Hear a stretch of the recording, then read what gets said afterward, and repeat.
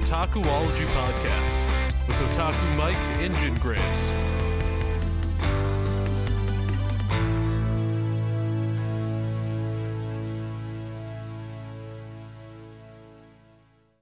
Hey guys, welcome back to another episode of the Otakuology Podcast. I'm your host, Otaku Mike.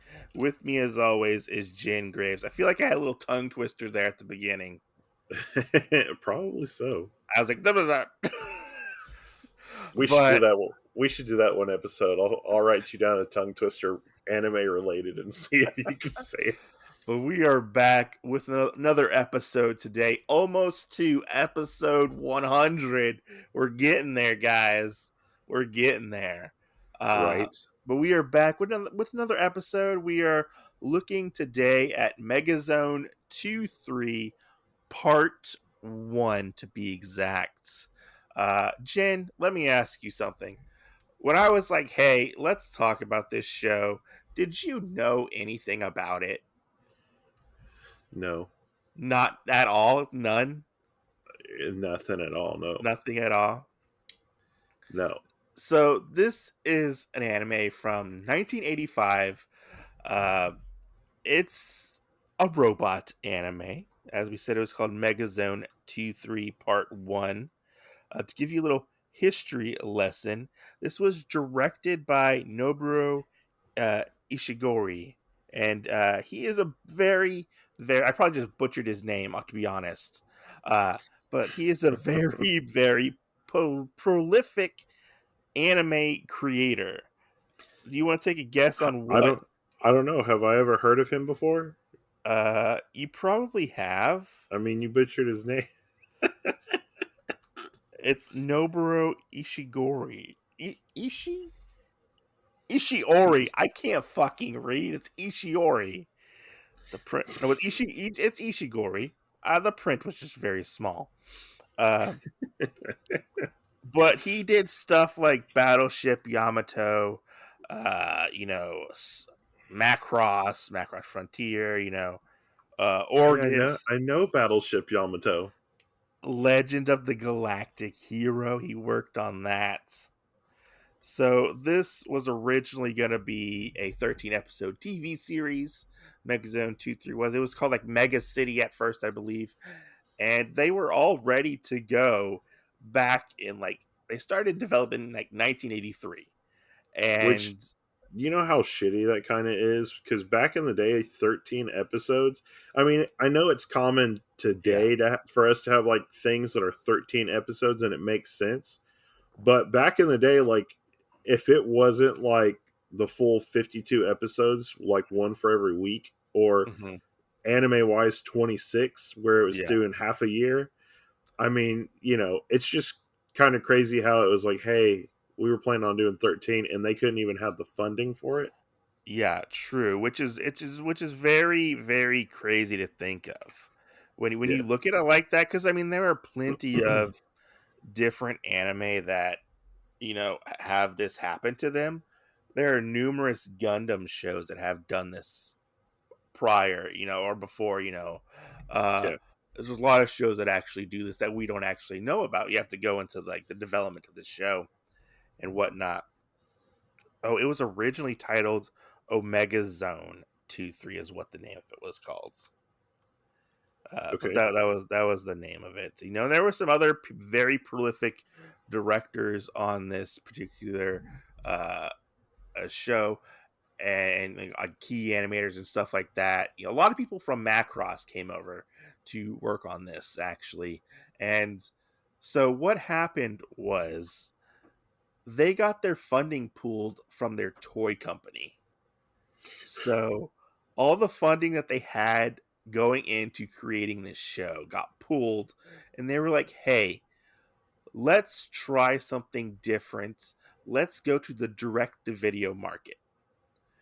And that's what they did. They took everything they had and created this OVA Megazone 2-3. At the time, it was just Part 1, which we'll get into that later on when we talk about Part 3 and Part 2 later on, whenever we end up covering those, But we're only talking about Part 1 right now. So they took all this stuff, and they took all the story that they had, and they kind of sort of condensed it down into an OVA, which is like over like I think like 80 minutes to an hour long. I believe it is. Something like that, yeah. And so they're like, okay, let's release this. Well, let me tell you this. This is the second ever OVA ever released Of all time. What was of the all first? time. I don't remember off the top of my head. I'll have to look it up. It was some kind of, I want to, it was some kind of like sci-fi thing. It was like a Mamoru Oshii or what's that guy's name? It was some like big sci-fi director. I think it was a Mamoru Oshii thing. I don't remember off the top of my head. I heard about it. And I was like, I never heard of this anime before in my life. I was like, You're not real. I was like, I don't know what this is, but I kind of want to check it down. Otaku Mike has never heard of you. You're not real. You're not real. I don't know what you are. Goodness.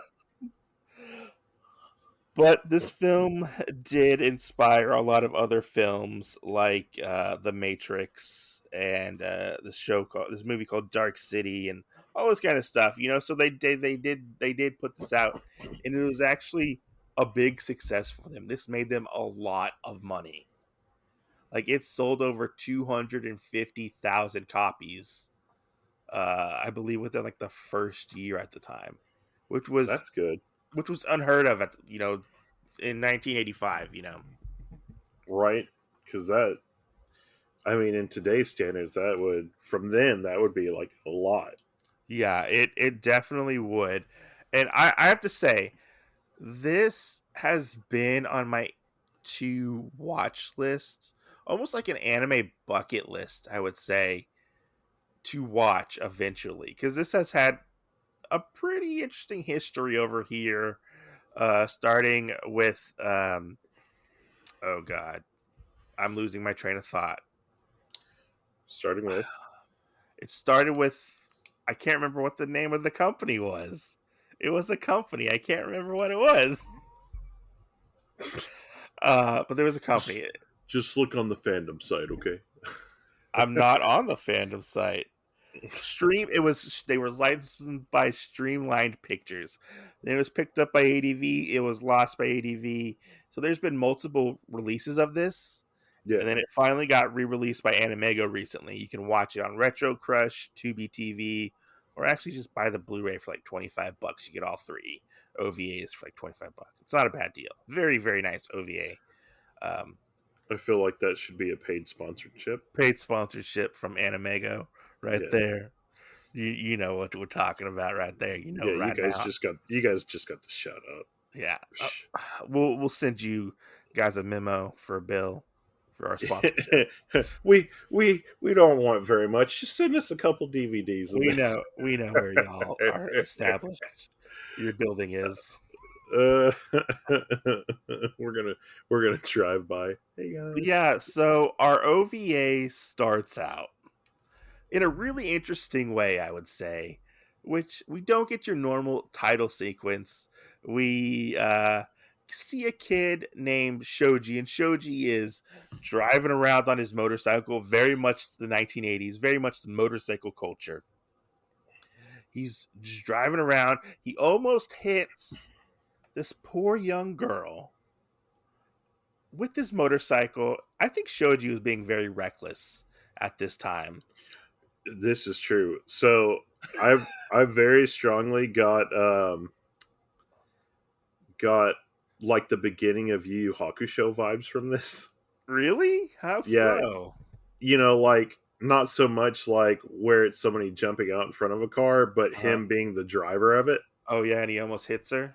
Yeah, and I was like, oh man, we almost had like a female spirit detective right there for a moment. She's got to get Shoji sees this young girl named Yu, beautiful green hair, cute 80s anime girl, you would say the least, and Shoji's just like this I don't want to say like biker punk guy looking guy, he but he's on his Suzuki riding his motorcycle, and he almost hits her, and she is He's very much like the guy from Grease, you know.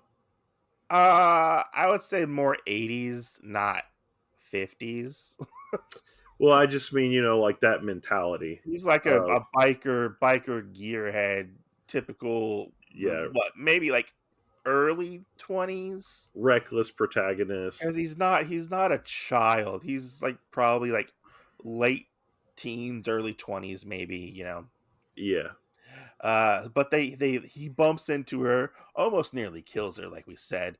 The contents of her purse falls out. She gets mad at Shinji, and he's like, "Hey, come on, hop on my bike. I'll get you to where you need to go in like a couple minutes because the traffic is backed hmm. up." Hey, And baby, let me she's like, get you "Hey, there. hey, girl, let me get those digits from you. Let me help you out." So I feel like this is very obviously stranger danger type of situation, but This is true. she did not listen to her stranger danger radar in this part because I'm just uh gonna tell you, I don't feel like she like listened to her Stranger Danger radar at all through this whole movie. no, not at all, not at all.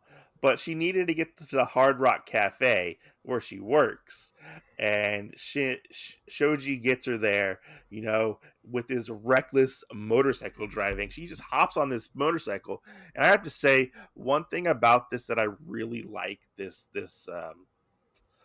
anime is honestly, like, the driving sections are very well animated. Yeah, Like, if they're smooth and zigging and zagging out of cars, the very much technical mechanical detail on the little details on the motorcycles very much reminds me of Riding Bean. Like, very true. how well that was animated as well. Which, I completely agree with that. shout out to our Writing Bean podcast that we had. One of the best animes of all time. Just saying right there. That is true. I mean, that is. I remember calling you and be like, "This makes me feel like I'm watching Writing Bean again." Yeah. So he gets that, and we get this very much like a montage of him and his biker friends, and I want to say those are their girlfriends that they're with, or just friends. I can't remember. But these two other girls named Mai and Tomoe, and they're going out having a night on the town, living their lives, watching this idol named Eve, who's this big pop idol, and having fun. And Shoji gets a call from his friend. Do you remember what the friend's name is, to be exact? I thought he said it was like Choi or Joy. Is it? I don't know. I'm just gonna tell you, like most of the names in this, they would bring it up once and like never Mhm. bring it up again, and I was Well, like, he's not like really important to the "Am I story. supposed to remember this guy?" Well, the first time I was kind of like perusing through this and watching it, I was Uh-huh. kind of sitting there, and I guess I'd missed it where he was bringing up the new bike, Hmm.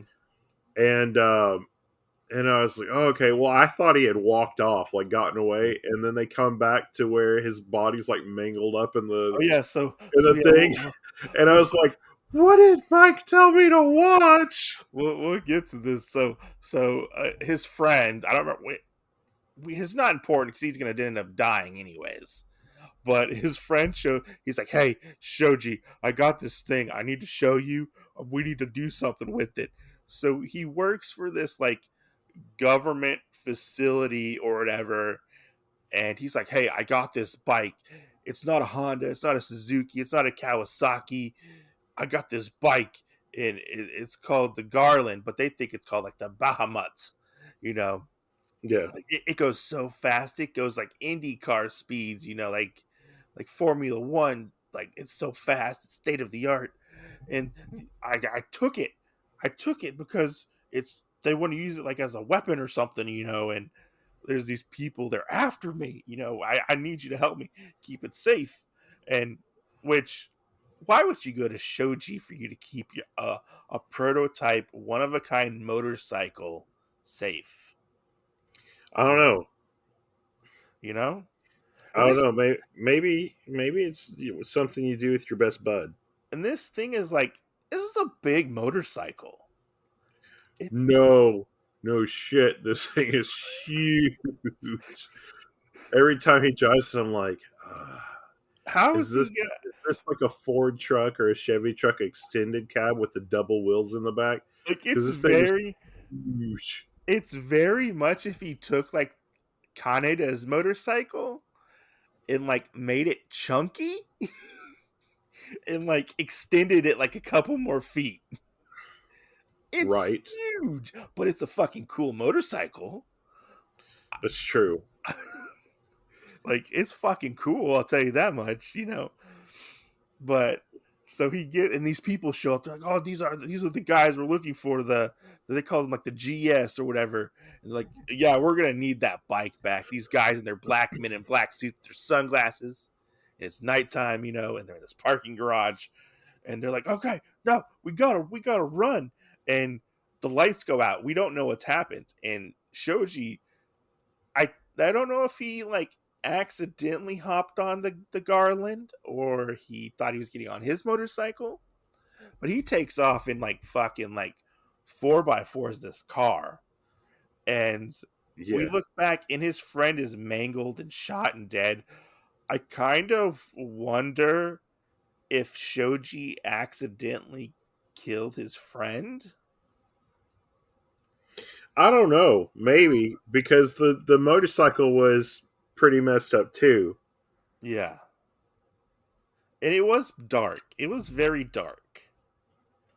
Right? That is So like the what first of the two dark scenes for me in this. what happened to this guy? He just, when the lights come up, he's dead and Shoji's gone. And these guys are chasing after him, and we get one of like I like this chase scene. There's a lot of chasing in this anime. But Shoji doesn't know what to do. He's driving through on this high powered motorcycle where these like other motorcycles slash um, mechs are chasing him as well, getting away. Very beautifully animated sequence. He's smashing into cars, and they're like fucking Coke cans compared to his like big giant motorcycle. Right? He's very much trying to get away, and he does get away. Uh, so what does Shoji do? He goes to his like mechanic grease monkey friend's house, uh, and he's like, "Okay, we're just gonna hide out here. Here's the motorcycle. We're just gonna stay here, and while we're here, let's just paint the motorcycle red." What does Right? Because painting when the? it like a brown, It was like a brownish orange color, maybe like a yellowish brown color yeah, ish. It was a weird looking color. So they go there and they're like, "Hey, let's just paint this." Do you think them painting it, they thought they were gonna hide the facts that this that, prototype motorcycle was that it's oblong, it's one of a kind, and yet one of a kind? if we paint it, nobody will tell the No, difference. no, nobody's gonna know about it. It's Just okay. nobody will know. Shh. Nobody knows. Yeah, But so the G men or whatever they are called, I don't remember what they're called. the Uh, G man. the, they're looking for Shoji, so they're at his house. They're going around. And Shoji's using his friends to basically scout around and see what's going on, and they're tailing his friends because they figure it out obviously that Shoji is trying to figure out what's going on. And they were like, okay, let's wait this out, and see if it dies down, see if anything in the news pops up. Nothing in the news pops up whatsoever. So do you Right. remember what bright idea Shoji gets to do after this? Yeah, this is where he's like, "Oh, let's out him and put it on the news." Because the biggest news thing is Eve does like this news segment. She's like a news pop star, like I don't know. She's just a big pop star, you know. Yeah. And so, like you said, do you want to take this part where he goes to? It was an odd scene, I have to say. Is this the one where he drives up to the telephone thing? Yes, yes.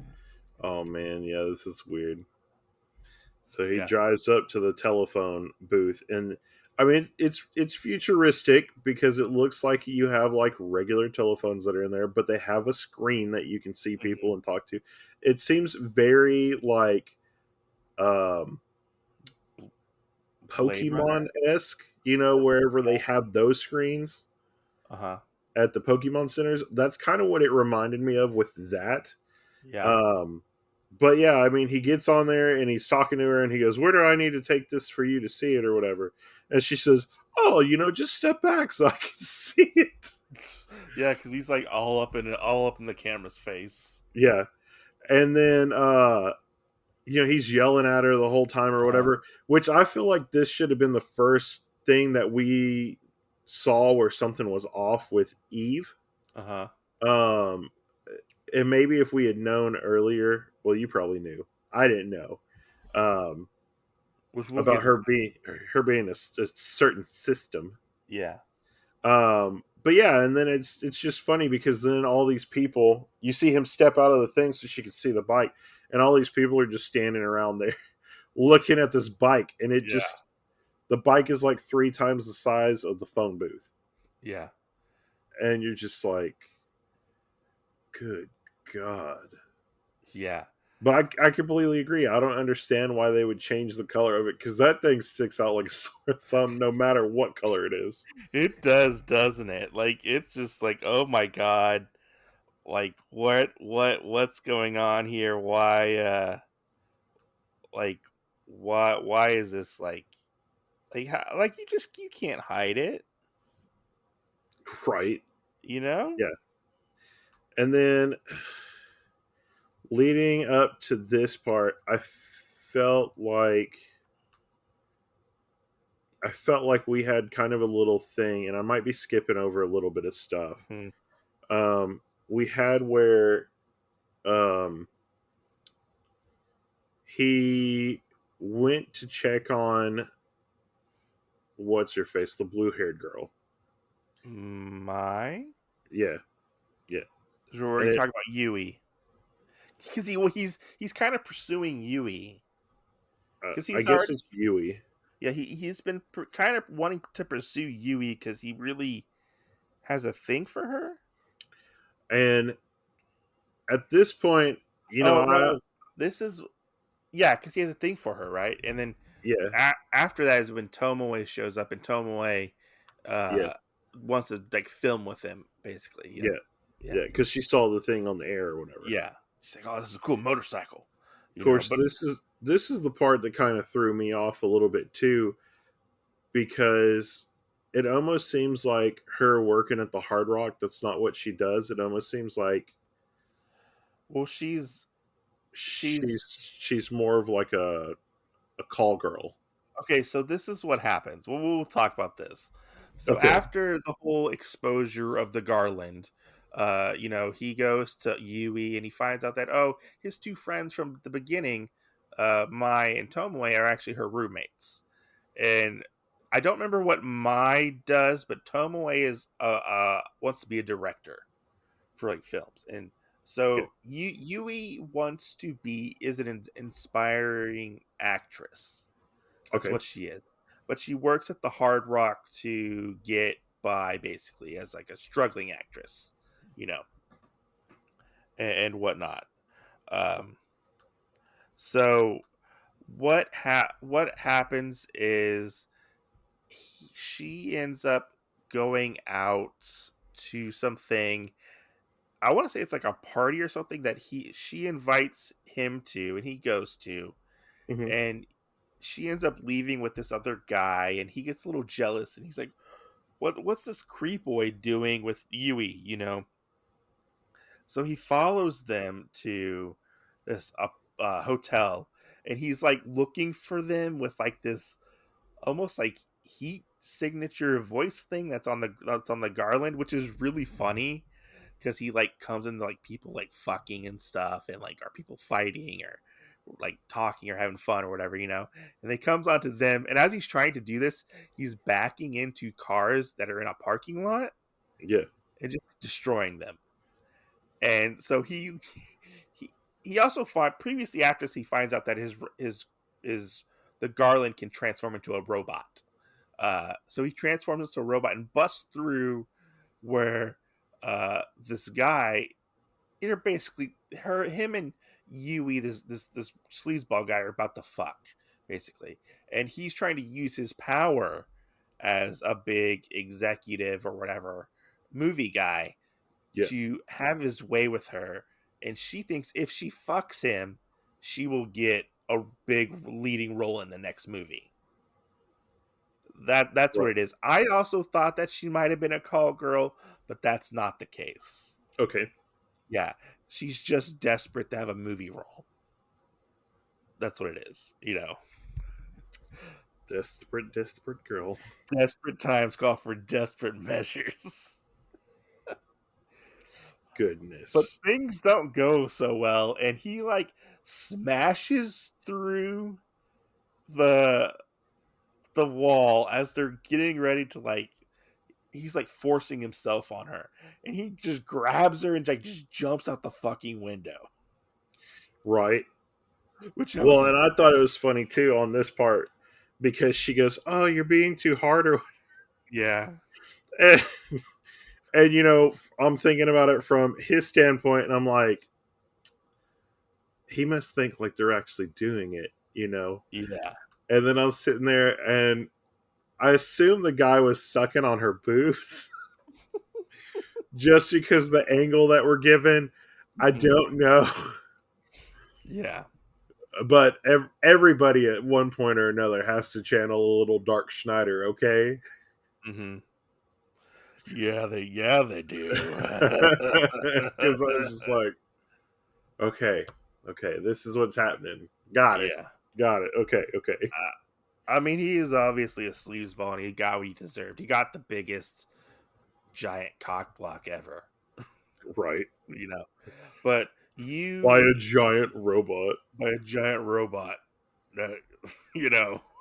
I think more But people so get cock blocked by a giant robot.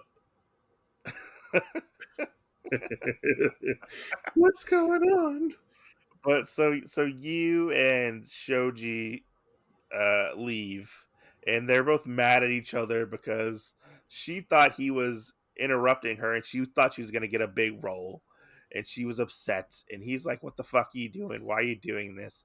You don't need to be, you know, pimping out your body like this." You don't have to be promiscuous. He basically slaps her, and he's like, "You know, you don't need to fucking do this. You're better than this. You know, you're better than this." You're better than that. And this is where we get after this. Tomoe gets with Shoji, and she's like, "Oh, let me film this action sequence for my movie because I want to make this movie." And this is where the police start showing up. We're going over the big plot points in this movie. We're skipping over a Right. bunch of stuff. So let me tell you this right now on Uh-huh. this part, because I just got done like a week ago watching the third season of Lock and Key. Uh-huh. And you know, in that they have the whole movie thing too, where they use the keys to film it or whatever. Yeah. It really made me think about that because, hey, you have this giant robot. Why not use it for a movie? You Yeah. know, Like, I mean, she's pretty smart in that aspect of using this for the movie, and you see her getting all these really cool shots of the robot and stuff, and action sequences and stuff. And that's it's true. funny, like, which we'll get to it in a minute, but like, the police are chasing her because he's obviously driving kind of recklessly on the highway, and he goes down this other abandoned like tunnel in the road, and they end up going in like an elevator, but it's like a part of the road. And Yeah, it was kind of like a freight elevator, I think. yeah, almost. And they find out the big, which kind of comes out of nowhere, Yeah, the big crux of this, they find this city, and it's like destroyed, and there's a city on top of a city, like, or like looking down on the ceiling, there's a city, and there's another city. This is an abandoned city, Yeah, that they just built on top of. It is built on top of, and it come to find out that they're all in like a simulated city. From what I've gathered,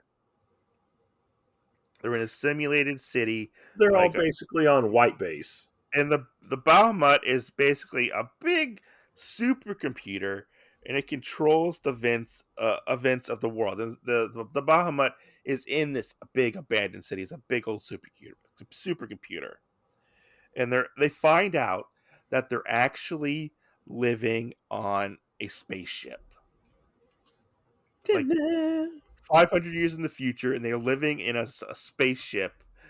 And they find this Do out we know it's because 500 years in the future? yeah, it's they said it's Okay. 500 years, I believe, since the end of like the destruction of the Earth. Like the Earth Okay. isn't even around anymore, I from can what see I that. know.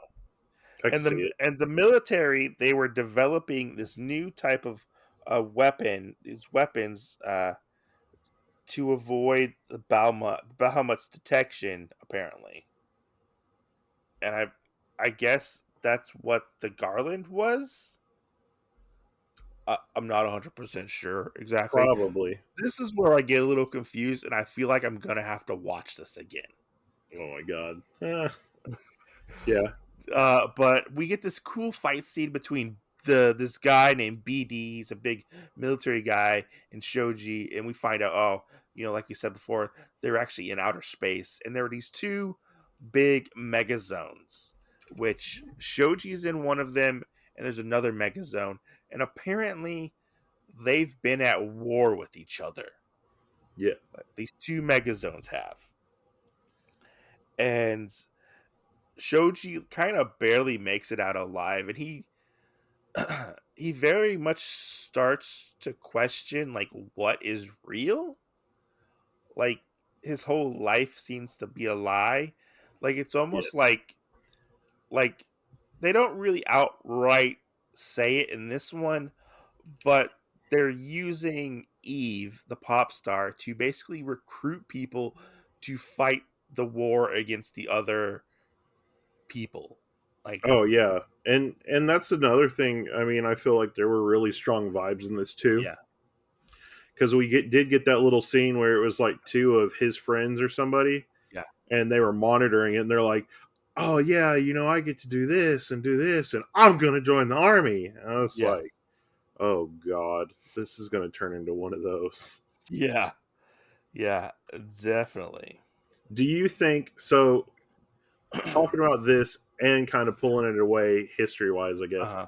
Do you think that people almost kind of use this as propaganda to um, maybe in the same sense use it for people to be okay with joining the army? Oh, I mean, Captain America was fucking used for propaganda That's back in the true too. day. But Like, but I was just being in this one. We yeah, in know this one, we know Captain America was used for that. like, because people don't know about the other megazone. Yeah, Like, they don't know about the other whole civilization that's out there trying to kill them. They don't know about the supercomputer. They don't know about like they're living in like a basically a fake Truman Show type of world. that's true. Like nobody knows about this, but like the military knows about it basically. But I mean, like for us, like Oh, people, like us propaganda? yeah. So like somebody watched this movie and goes, "Hey, you know what?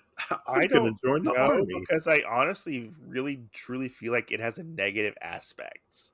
Okay, Like I feel like yes, you can definitely be called upon to or feel the need to join the army or military when something bad happens. It's happened throughout the years, right, especially like in like World War II and stuff like that. right. You're like, oh, I need to serve my country, because my country was uh like attacked or whatever. Like how many people did that when 9/11 hit? Right. A lot of people. So I don't necessarily think it's a pro war. Like I don't think like it was trying to get people who are watching it to join the army Right.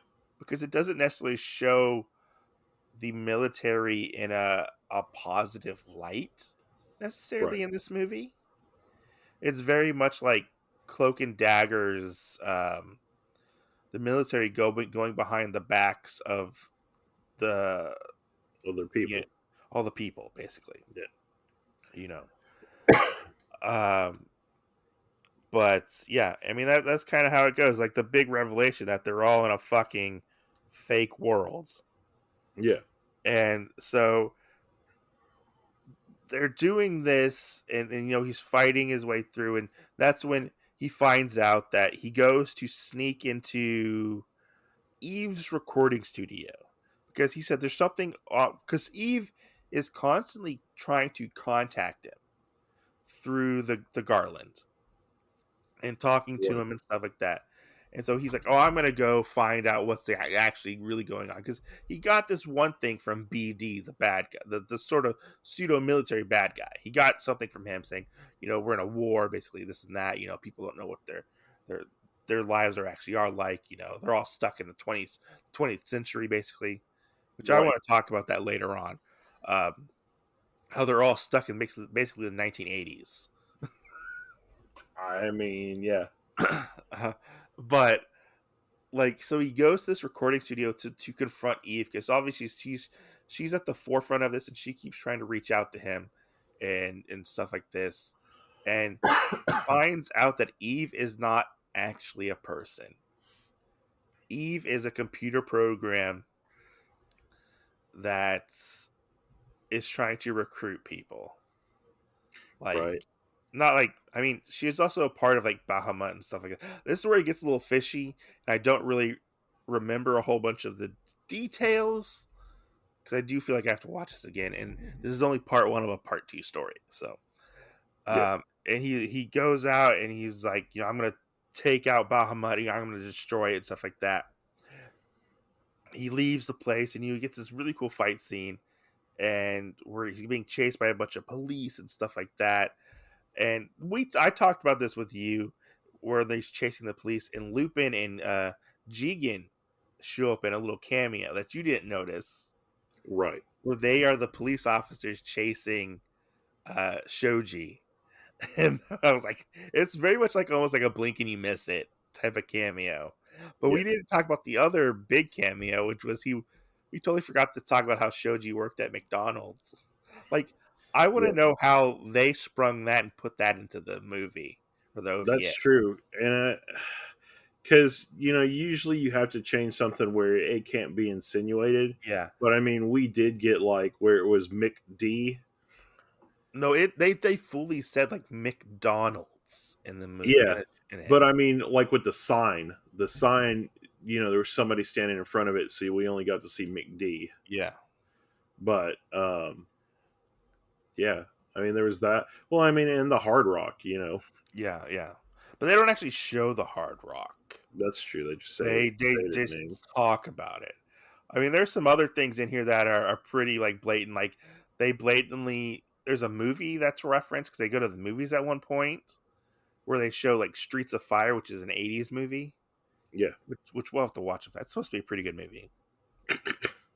It inspired a lot of like '80s anime. Like this one movie Okay. did. Like it was like a movie that came out. It kind of flopped over here and it got really, really big over there. But yeah, Okay. it's supposed to be like a pretty decent movie. Uh, so yeah, they talk about how they are in a simulator and there's two ships and stuff, and we get the big end fight between BD and Shoji. Now let me ask you, what did you think of this big last fight? Or Shoji is basically going off to try to kill Um, Bahamut. there was another cameo that There was. that isn't going to be mentioned or touched on or whatever because of Gundams. Uh-huh. But you know, he he did bring up basically the whole thing, talking about how they weren't allowed to use guns where they were at. So he Uh, told them to grab these things, and it was basically a lightsaber. yeah.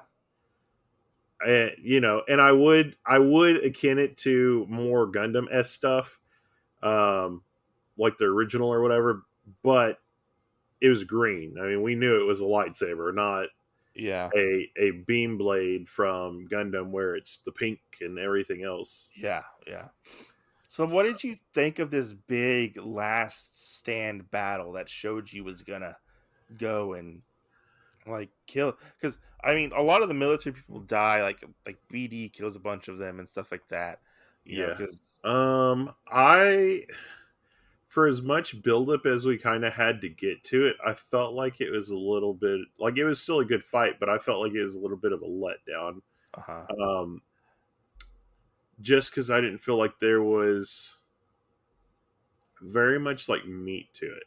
Does that it make was sense? it was I thought it was very well animated, and like Yeah. him like using different tactics was really cool. Yeah. Like because seeing s- I'm never gonna get the vision of somebody's eyeballs fucking popping out of their head now and then blowing up.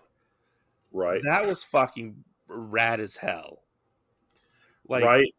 this anime, like there's so many explosions, this and that. Like destruction is Well, done in this movie. and I would definitely throw this as being, with some of the other ones we've watched, like Riding Bean and stuff like that. Oh Some of no, those, we didn't talk about how Tomoe got shot in cold blood. right, right. But like some of the other ones, when we've watched them, I mean, they've been really tame. Like there Yeah. might have been blood, or there might have been a little bit of like sexual promiscuity or whatever. Hmm. Um, you know, and this one had a little bit of that too. But when it really came down to it, like with the different things, I would have to strongly say this is like Yeah. one time when we reviewed Lily Cat Yeah. on a separate streaming thing that we did before. Um, just as crazy as it did, because I mean, it was gory Yeah. and a little bloody and things like that. I felt like the sex scenes that were in this, or Uh-huh. the almost sex scenes, really weren't that big of a deal. No, but it If was we, it was if a kid nice. yeah, if a kid accidentally walked in the room when you were watching this, I don't think it would be a problem. You just shoo them back out, you know. But I felt like the death scenes when things happen like that, Yes. it was The very death much the death like, scenes are pretty crazy because we didn't even talk about the whole thing where like Tomoe is working on her movie and one of the military agent guys comes in and just shoots her right in the fucking head. And yeah, like blood is everywhere. There's brain matter on the back of the wall. And this is where this is actually we kind of well, we skipped over it and it's like and that's this is you're only talking about when she was shot. Whenever they yeah. find the body, they Yeah. have a they have a part where her head's leaning down, and you can tell there's a big ass hole in the back of her head. Yeah. Yeah. No. Yeah. And this is the catalyst that kind of makes Shoji go into high gear and he's like, I'm just gonna fucking kill like Yeah, everybody who because that was his friend. That was a friend of his. And yeah, it affects all of them right, pretty hard. right. Because it's just out of nowhere. And they want to like, take her out because she basically has footage of the garland, which She spoke the truth. everybody has kind of seen the garland already because Shoji's been zipping around town on this fucking thing. Right, Who's to say like they don't other people don't have pictures of it, You're like right, why do you got to keep it a secret? right. This is true. Why did Tomoe have to die? What's up with that? You know? But Right, yeah, as we get, we got to the ending of this and the fight. I like the as we're kind of jumping around a little bit. I like the way it was animated and like how he kind of like hit his gun and like hit up in the rafters, which I was kind of like, okay, how do they not see the giant robot hiding in the rafters of this place?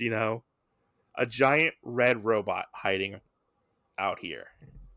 You know, yeah, I I don't I but I liked it because it was crafty. It was crafty and like trickery, and he takes out these people and like they blow up and stuff. And like the one thing that's really good about this is the action scenes are really well animated, and I think it does a really nice depiction of what an actual giant robot fight would look like. Like it wouldn't be pretty, and there would be a bunch of collateral damage, Yeah, even though this city that they were in was already destroyed, basically.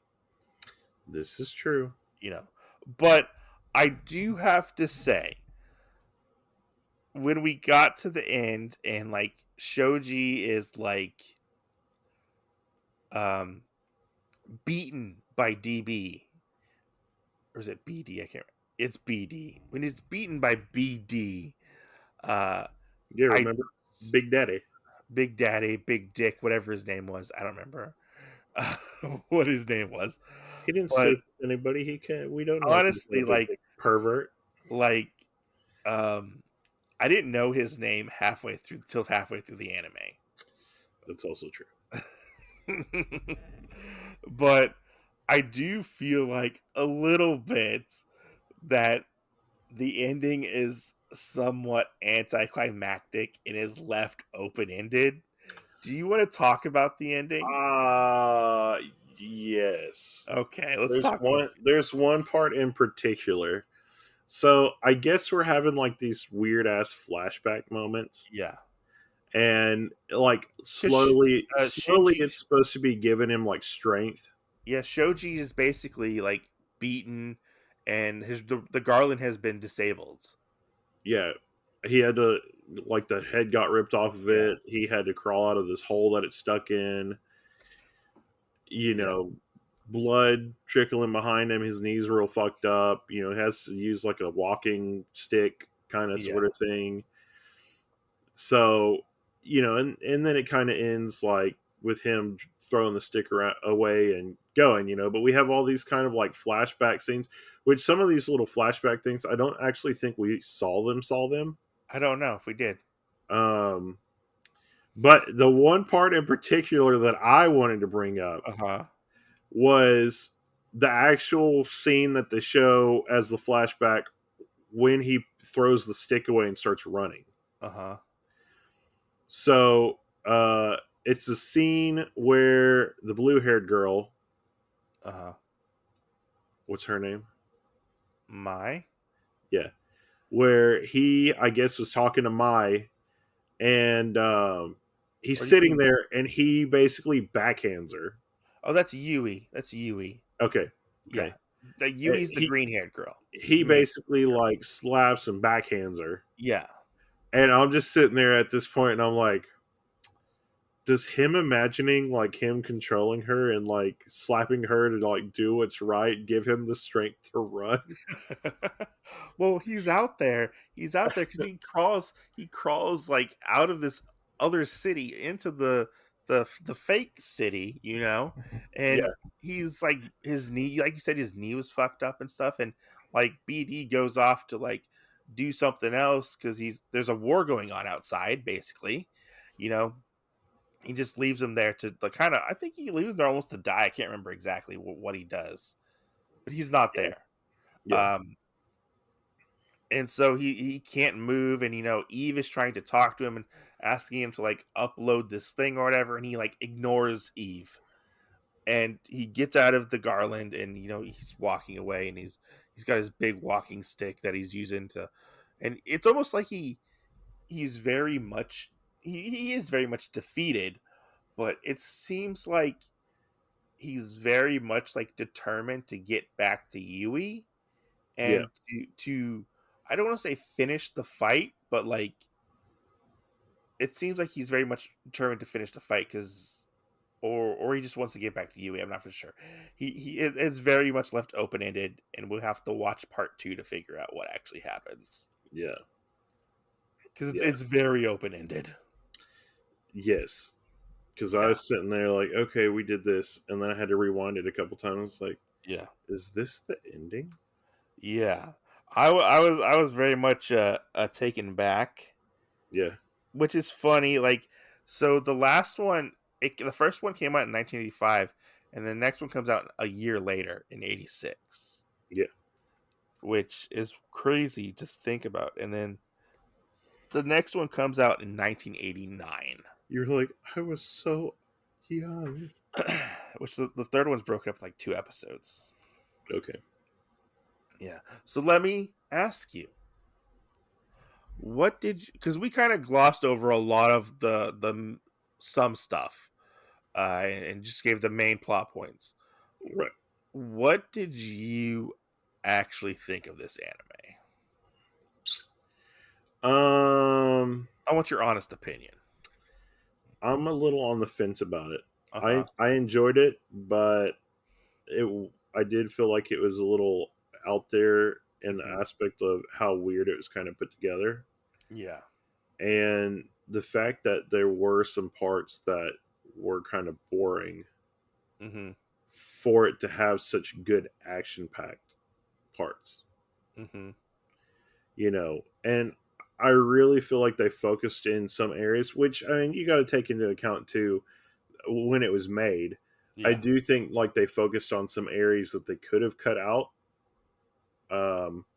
There's actually a shorter version of this. Yeah, I mean, like the whole sex scene part with him and Yui or whatever could have been cut out. So you know what I noticed in this? Yeah, So every other girl you would see like naked, they yeah, had like nipples, but they weren't like colored in, yeah. And then hers were pink. and hers were pink, like colored. Yeah, Why did she get the special nipple treatment? I don't know. I really think it was like a distance thing because it seemed like it was because Maybe they were closer up. it might be, yeah. But that part was kind of funny too. He's like, I want you. Just, no, hey, how's it going? Like, I just want to fuck you, basically. Yeah. But Well, yeah. and there's another scene where I think it's BD and Mhm. he wakes up out of the bed and we don't see the girl that's laying there. Yeah, we do. Not when he's just laying there by himself. Yeah. You know, and then he sits up and you still really can't see her. And then it's kind of like they pan back and there she is. So you're like, when did you show up?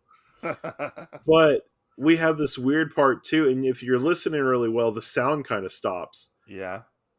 Where she lights the cigarette Uh-huh. and she's sitting there smoking to it and he's talking to whoever it is.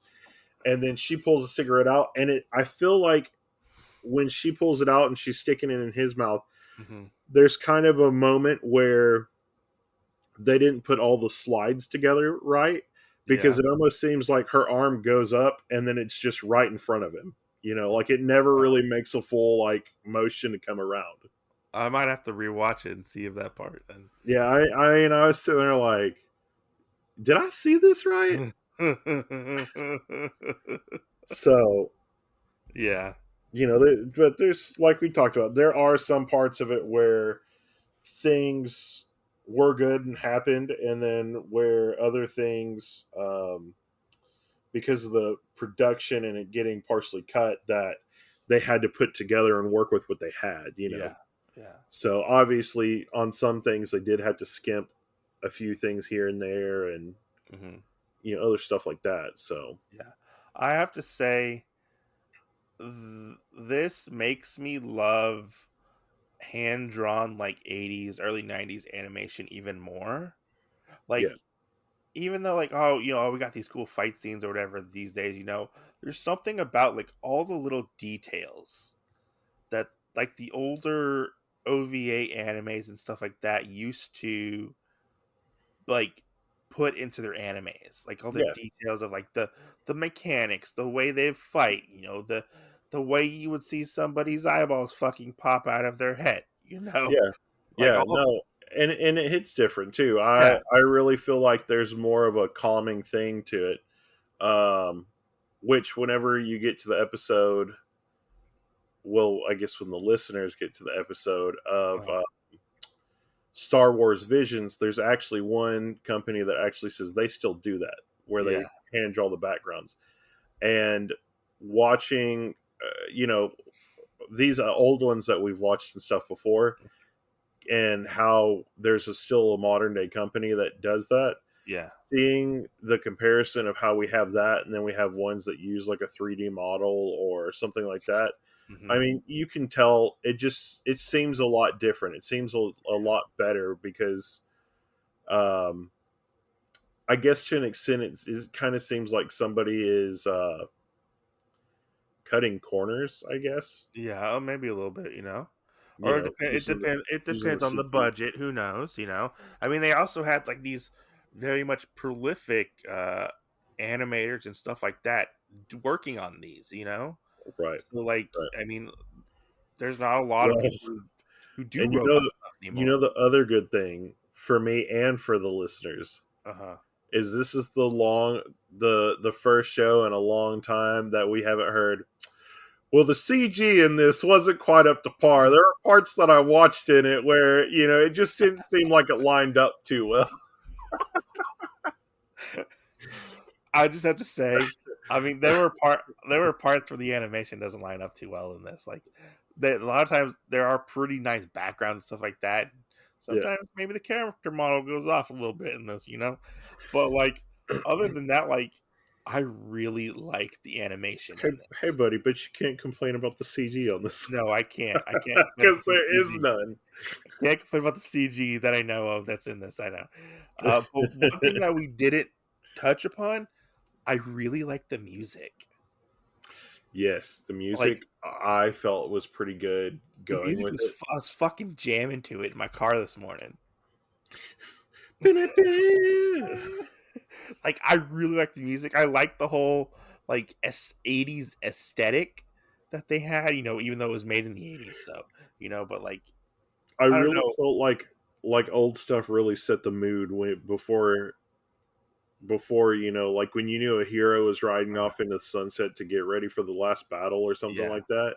You had the music that went with it too. Yeah. And there's very much the music does very much go well and set the mood and set the tone for what's happening in this OVA.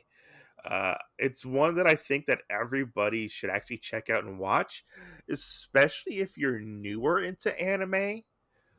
You can watch it on Retro Crush or Tubi TV. It might be on VRV. I'm not for sure, Verve. but to appreciate just like the amount of animation that was put into this, like and like I know there's good animated stuff nowadays, but to just appreciate what has come before, because a lot of newer anime fans sometimes don't do that. Yeah. They're like, oh, ew, anime. Nobody goes past, I don't know, 1999 when Naruto came out, or 2000. Right. Well, I mean, even some stuff before that, because how many younger people have you ever heard? Hey, have you seen Inuyasha or Rurouni Kenshin? Yeah, those are old anime. I mean, Those are like ancient. technically those are old animes now. Even like One Pieces came out in 99. Can you believe that? Yeah, but No, that's nobody will mention that because no, it's still ongoing. yeah. But like I will have to admit there are the plot is kind of paper thin, but I still enjoyed this movie or this OVA quite a bit. Well, let Like, me ask you one more thing. okay. Since earlier you said, "Hey, did you read the synopsis?" Uh-huh. So, did you feel like the synopsis that we were given was actually based off of both the first and second part, or just the first part? Just the first part. Okay. Yeah. Unless you're going off the Wikipedia page, which has 1 and 2 in it. Okay. Yeah. But yeah, like I, I admit this has flaws. It's not perfect by any nature. It's not. Um, it's very much boy finds bike, boy finds girl. They have a relationship, and they're in a fake world. That's pretty much what this comes down to. Right. Uh, like this is not going to be for everybody, but I do recommend everybody checking it out because it is fun. Now there are 2 different cuts of this Well, movie. and the other thing is that I think this is a good portrayal of like our anime history Uh huh. because like back in the day, if you were funded for part of your project, you still figure out a way to put it out some way Yeah. somehow. Yeah. Nowadays, if you have that and somebody goes, "Oh yeah, well we're cutting the funding," most of the time you won't even see what that money had actually went to. Yeah. If they're short a little bit or whatever, they might have to sit there and build up the revenue or something to actually put it out. But you won't actually see it come out at all, until it's actually fully done. This one had to deal with the times of going from being a 13 episode series to being hacked down and then having to turn into an OVA miniseries, basically. Yeah, that happened also with Gundam F91. Yeah, That was going to be like a 50 episode show. And they took what they had, I think, of like, they animated like 10 episodes. They took those 10 episodes and put it into a movie, yeah, you know? But yeah, I mean, the the ending is very much left to your own interpretation, and it very much kind of had somewhat of like a, oh, like that's it type of feeling towards me. yeah, But I do feel like this is an anime that I'm going to go back and revisit and rewatch. And I'm going like an onion, peel back the layers, and I'm gonna pick up on things that I missed the first time. yeah. Um, I'm looking forward to getting to the other two parts, or the other part at least to this. And I've heard mixed things about part 3. Yeah. So we'll have to see. Well, and I kind of want to know and you're the one that picks up stuff like this, not me. Yeah. Um, if you picked up like the DVD bundle or Blu-ray bundle for this Uh-huh. or whatever, if there would be any extra material to it at all. So there are. Uh Hold on, let me get it. Let me go get the Blu-ray over here. It's sitting on my bookshelf as I walk over here. 1 hour later, One gosh, Mike, how far was your bookshelf? 1 hour later.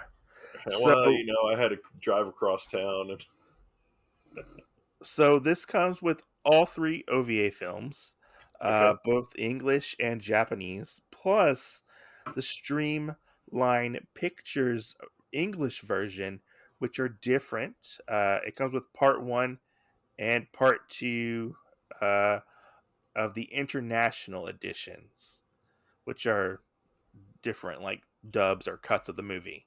So yeah. there's several different cuts of the movie. It comes with the Japanese commentary, English commentary. Do Uh, you know when this one was dubbed? yeah, it was early '90s, maybe. Okay, because there were some voice actors in this that So, I felt like I knew a bunch of them. so the one you probably watched was the ADV dub, Okay, because that's the one that I watched uh, on there. I have not watched the Streamline Pictures dub, but I do want to go back and check it out and see the differences for that. okay, Um, which I don't think that is streaming. It's only the ADV one I think is streaming. Because from what I remember, is the Streamline Pictures dub is cut down uh, a little bit, okay. and I think it has a different ending because they asked them to make a new ending to because the other one was so like gloomy and like Yeah, okay, like not the best probably, you know. So I do want to track that down and I want to watch it and see exactly how it is, because I had the subtitles on when I was watching this last night, and like even like the subtitles didn't necessarily match up yeah, to what was being said on some points. But so for some parts, it was pretty accurate, But you do get like an art gallery and stuff like that, and it's a really nice Blu-ray set. It's like 20-25 bucks. It's not terrible. It's not terribly expensive, But I would recommend checking it out, because you do get the other cuts of the movie. yeah. And then I guess nothing special about part 3. Everybody cares about part 1 and part 2. So Yeah. yeah, well, yeah, no, yeah. I mean, what would you rate this? Out of 5, Yeah, hmm, I'm gonna have to go with a solid 3. solid 3. Yeah. Even though I have problems with this, I had fun with it. I got to Yeah. go with the 5. I like this. I like this OVA. I thought it was fucking fun. It was. I had a fun time watching it. We'll have to ask Papa Weeb what his is to get the true answer. Why? Because you're sounding a little biased there, buddy. I mean, can I not be a little biased? I mean, I admit it. I admitted that there were problems. Okay, I admitted that, and but I still had fun with it. I enjoyed it. You know, and Yeah. that's all that matters. I'm not sitting here ripping you apart because you gave it a 3.